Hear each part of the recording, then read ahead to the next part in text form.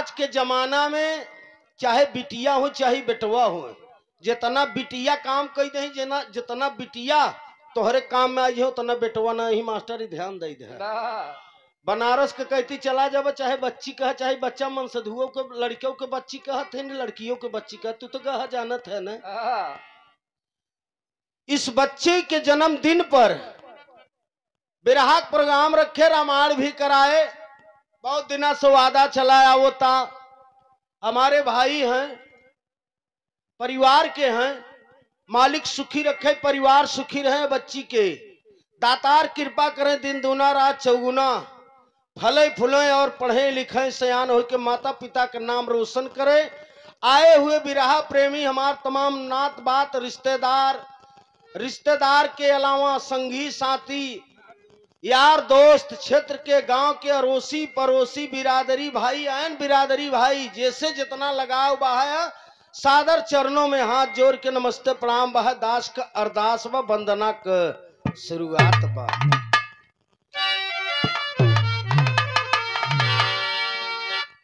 बहुत सुंदर है आपके बीच में छोटी बच्ची गायिका रुचि यादव, प्रतापगढ़ के धरती से सुंदर भाव सुंदर गीत आपके बीच में प्रस्तुत हुआ। वंदना की शुरुआत में मास्टर साहब एक दादा वाली जाता फिर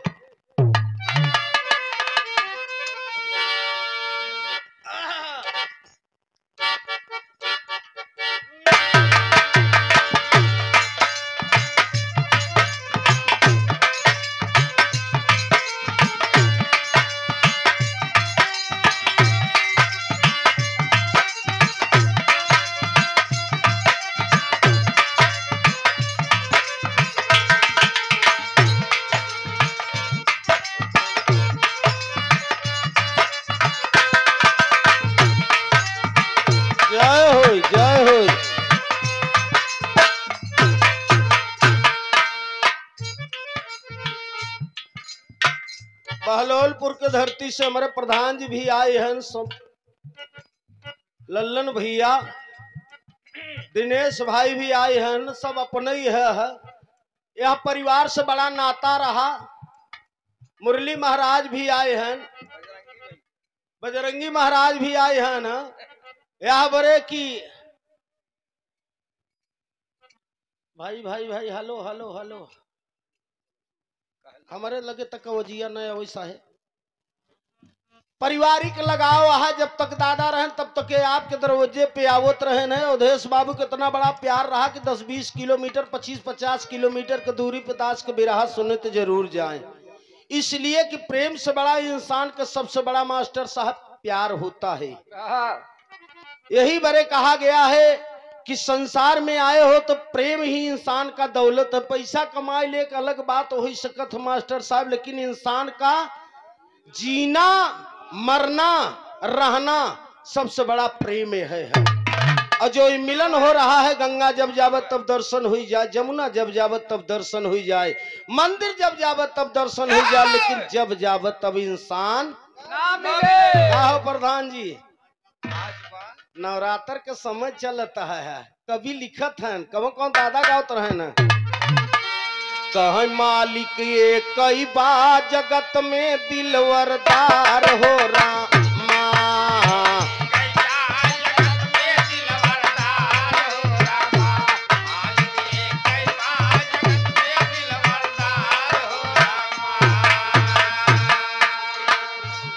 लेकिन दास का कहता है भक्ति के भाव में हिंदू धर्म का चैत का नवरात्र सबसे पूर्ण माना गया रहा। कुवार वाला नवरात्र तो कलकत्ता वाले लेके चला है। हमारे तोहरे यहाँ 21 साल में केवल साल भरे पर चैत में लोग मानत रहे हैं, लेकिन आज 10-12 साल से रामलीला खत्म हो गया तो दोनों चले लगा। ककहरा से गीत बहाई उल्टा से ऊपर चढ़त है, प्रधान ध्यान दे है। ज्ञान का तू हऊ भंडार जगत के कारण वाली माँ, क्या से चलता है।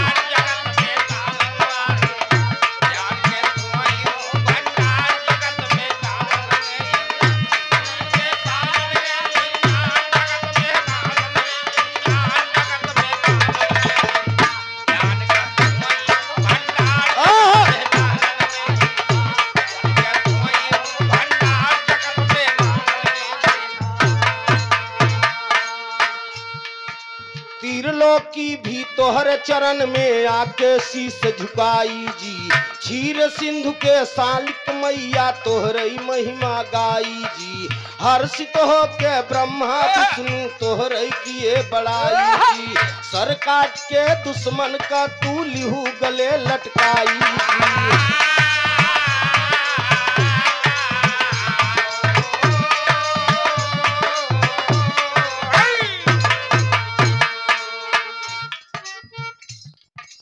खटकई मनहु कब न माता, खटकई मन कबहू न माता।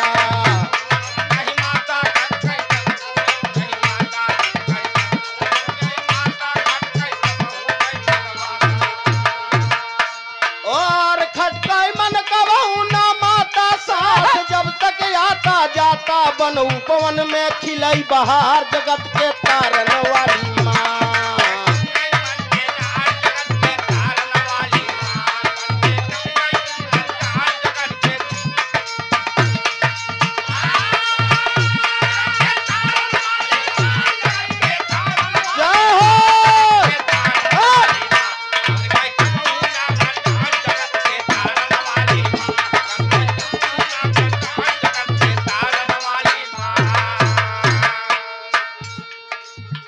भैया भक्ति कही नहीं जात की ही जात है। आप परम आदरणीय सेवा में श्रीमान घर मलिकार बाबू अवधेश कुमार यादव जी की ओर से सुंदर पुष्पहार 501 रुपया का महापुरस्कार देकर सम्मान किए। मालिक सुखी रखे, परिवार सुखी रहे। भगत जाके अपने माँ आदि शक्ति से कहता कि माँ आपकी महिमा परम्पार है। 9 दिना के नवरात्र में माई हम कुछ दई नहीं पावो थे, केवल तोहार भजन और भक्ति करत है। आपकी महिमा परम्पार व संसार में जब जब अत्याचार हुआ तब तब आपका अवतार हुआ। संसार में बताया गया कि माँ की उपाधि सबसे ऊंचा बा। दूसरी लाइन में भगत कहता है का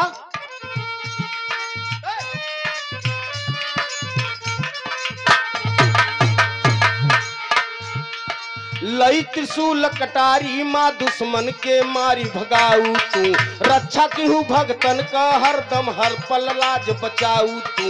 यस गावई महिमा तोहरई मई लाज बचाऊ तू। यस गावयू महिमा माई जैसे लाज बचाऊ तू। ममता मई दया के सागर आई जगत में कहाई तू।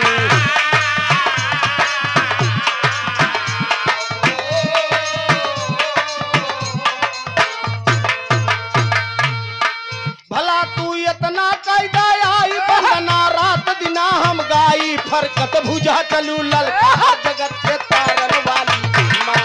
भुजा चलू ललका जगत के तारन वाली माँ। भुजा चलू ललका जगत के तारन वाली। क्या हो जगत के तारन वाली माँ, जगत के तारन वाली।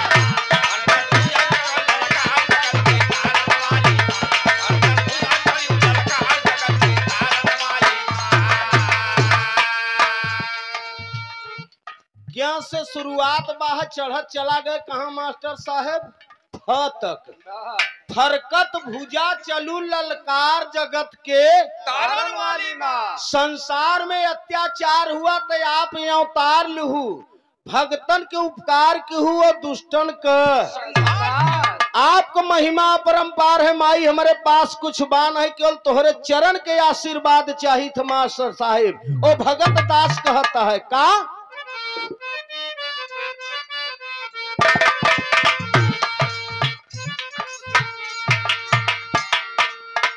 हर से प्रधान जी पढ़बत पक बाद फ आवता।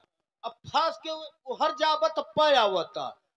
फहर पता का गगन धरा पर तोहरई महिमा गाई जी।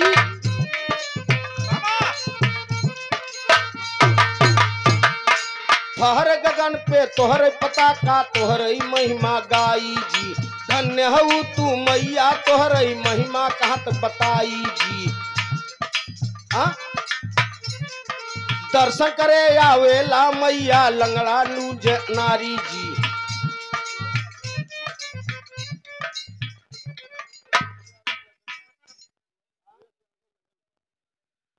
सेवा में श्रीमान बाबू कमलेश कुमार यादव लखनपुर के धरती से 101 रुपया का महापुरस्कार के है। मालिक सुखी रखे, परिवार सुखी रहे। सब भैया के नमस्ते प्रणाम बा है।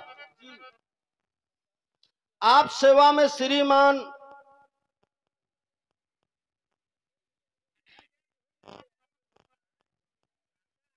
सोयस, अच्छा Shreyas convent school Newadi Pratapgarh manager आप बाबू प्रमोद यादव आप साहब कोर्स 501 रुपया का महापुरस्कार हुआ। सोहर का फरमाइश बहाया हमार बंदनवा खत्म हो जाए तब हम सुनाई थे। 501 रुपया का महापुरस्कार के मालिक सुखी रखे, परिवार सुखी रहे। सब भाई के नमस्ते प्रणाम बहाय। कभी लिखत हन मुन्ना का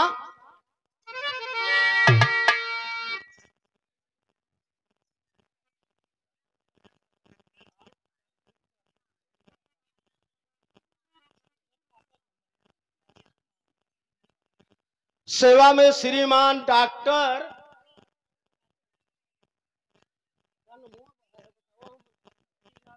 झरी राम यादव आप उनके आपका अच्छा झरी राम यादव बाबूजी के पुत्र आप परम आदरणीय समाज के सम्मानित हमारे अवधेश भाई के प्रदीप यादव बाबू को ओर से 501 रुपया का महापुरस्कार हुआ। प्रदीप भैया के नमस्ते प्रणाम बहा है।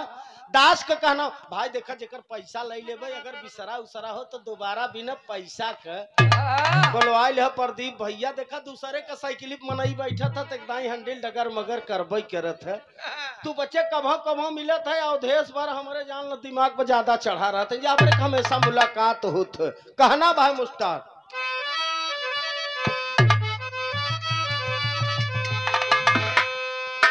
मास्टर साहब कहाँ रहे? फहरे गगन में उड़े पताका तोहरे महिमा गाई जी।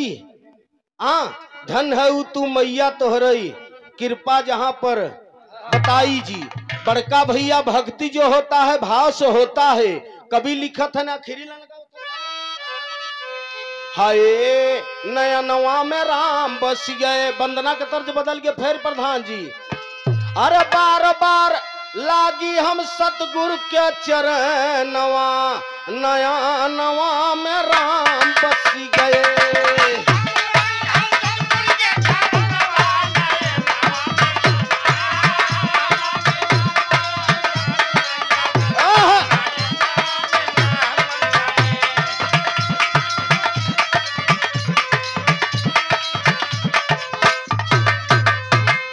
निराकार में सकती बाटे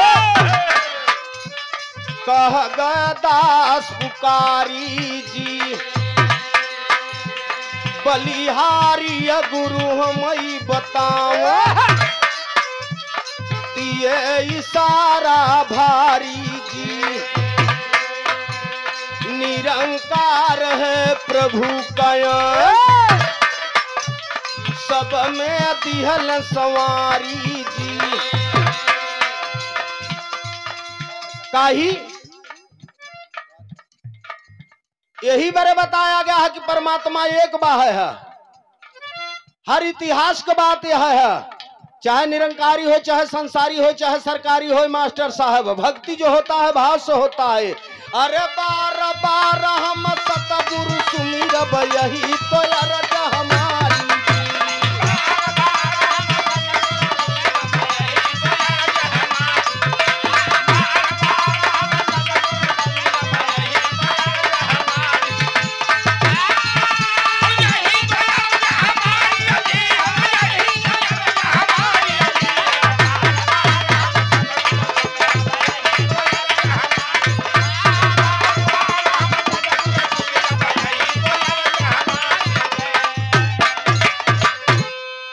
सब सतगुरु की बलिहारी अहम पर देतन जदुइया।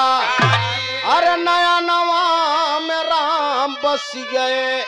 स्वर्गी बाबा राम कैलाश का बाटाई बाबा पर धियनवा नया नवा में राम बस गए।